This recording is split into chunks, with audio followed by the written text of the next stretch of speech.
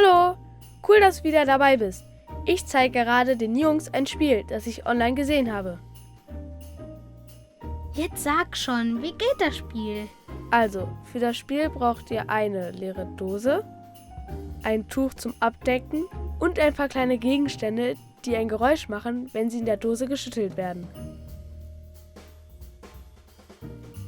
Ich habe mir diese ausgesucht. Die kommen in eine Schüssel und werden mit einem Tuch bedeckt. Ach cool, ich glaube, ich habe das schon mal gespielt. Okay, ich fange jetzt einfach mal an. Mach die Augen zu.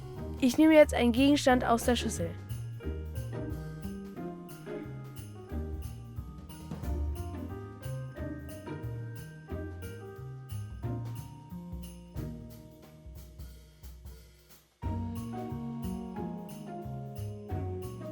Okay, Augen auf.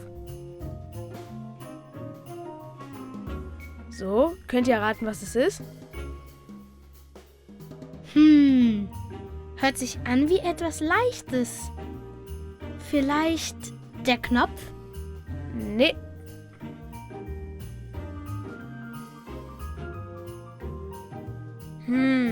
Vielleicht die Büroklammer? richtig. Okay, Alex, jetzt bist du dran.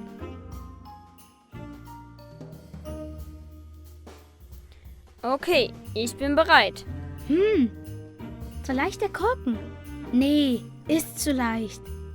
Knopf oder der Flummi? Richtig. Probier du es doch daheim mal aus. Viel Spaß beim Erraten.